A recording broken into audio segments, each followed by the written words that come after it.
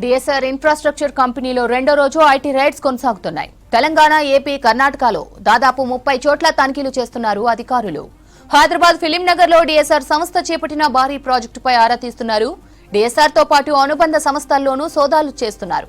DSR group లో partner గా ఉన్న మాజీ ఎంపీ రంజిత్ రెడ్డి ఇళ్లు, కార్యాలయాల్లో కూడా తనిఖీలు కొనసాగుతున్నాయి.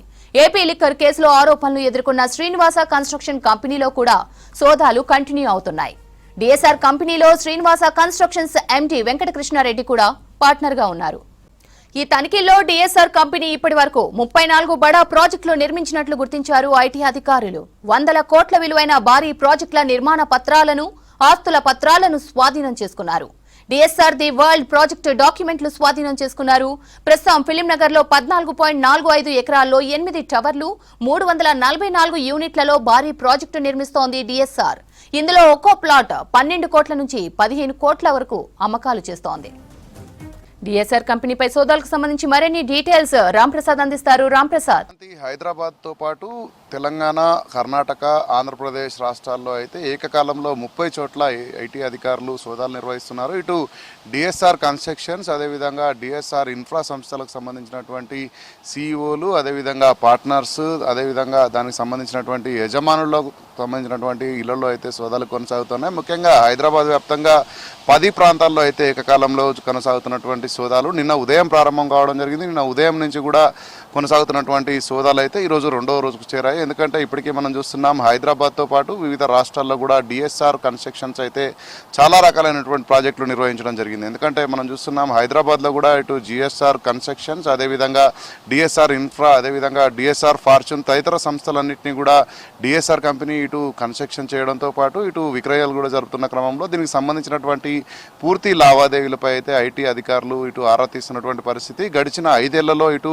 డిఎస్ఆర్ కంపెనీకి సంబంధించినటువంటి ఐటీకి సంబంధించినటువంటి చెల్లింపులు కానీ, అదేవిధంగా ఇటు లావాదేవీలకు సంబంధించినటువంటి అన్ని విషయాలపై కూడా ఆరా తీస్తున్న క్రమంలో దీనికి సంబంధించి ఇప్పటికే డిఎస్ఆర్ సంస్థలో ఉన్నటువంటి పార్ట్నర్స్గా ఉన్నటువంటి ఇటు మాజీ ఎంపీ, చేవెళ్ల ఎంపీ రంజిత్ రెడ్డి నివాసంలో కూడా నిన్న ఉదయం ప్రారంభమైనటువంటి సోదాలు అయితే ఇప్పటికీ కొనసాగుతూ ఉన్నాయి. రంజిత్ రెడ్డి ఇల్లులు, అదేవిధంగా ఆఫీసులలో కూడా సోదాలు నిర్వహిస్తున్నటువంటి ఐటీ అధికారులు అయితే ఈ యొక్క డిఎస్ఆర్ కంపెనీస్కి సంబంధించినటువంటి చాలా రకాలైనటువంటి డాక్యుమెంట్లను కూడా ఇప్పటికే స్వాధీనం చేసుకోవడం జరిగింది. ఇటు డాక్యుమెంట్ల ఆధారంగా కూడా ఇటు ఐటీ అధికారుల సోదాలన్నిటి కొనసాగుతూ ఉన్నాయి. అంతేకాకుండా ఇటు డిఎస్ఆర్ కంపెనీలో వన్ ఆఫ్ ద పార్ట్నర్గా ఉన్నటువంటి శ్రీనివాస కన్స్ట్రక్షన్స్ ఎండీ వెంకటకృష్ణారెడ్డి ఇంట్లో కూడా ఇటు కన్స్ట్రక్షన్ సంబంధించినటువంటి డాక్యుమెంట్స్ను సేకరించడంతో పాటు అదేవిధంగా లావాదేవీలు, అదేవిధంగా వీళ్ళ భాగస్వామ్యానికి సంబంధించినటువంటి ఈ యొక్క అగ్రిమెంట్స్ను కూడా ఇటు తనిఖీ చేస్తున్నటువంటి ఐటీ అధికారులు అయితే ఇటు చాలా రకాలైనటువంటి కంపెనీస్ కూడా ఉన్నాయి. ఇటు డిఎస్ఆర్లో చాలా రకాలైనటువంటి కంపెనీ పేర్లతో అయితే ఇప్పటికే మనం చూడవచ్చు. హైదరాబాద్లో కూడా ఇప్పటికే 34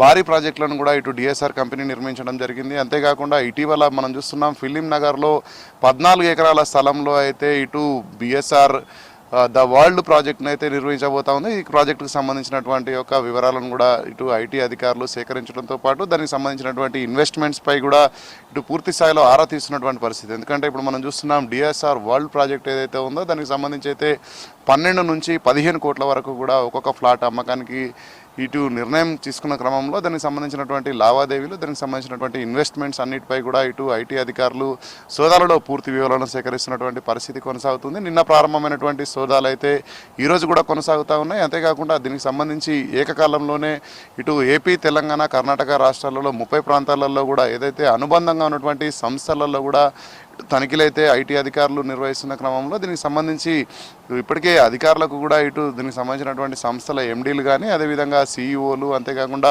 పార్ట్నర్స్గా ఉన్నటువంటి వ్యక్తులందరినీ కూడా ఇటు ఐటీ అధికారులు అయితే సోదాలు చేస్తున్నారు. వారికి సంబంధించినటువంటి ఇటు కార్యాలయాలు, అదేవిధంగా ఇల్లులు తదితర ప్రాంతాల్లో కూడా ఇటు కన్స్ట్రక్షన్కి సంబంధించినటువంటి డాక్యుమెంట్స్ కానీ, అదేవిధంగా లావాదేవీలకు సంబంధించినటువంటి అన్ని విషయాలపై కూడా ఐటీ అధికారులు ఆరా తీస్తున్నటువంటి పరిస్థితి అయితే కొనసాగుతుంది. శ్రవంతి. Ramprasad, thank you.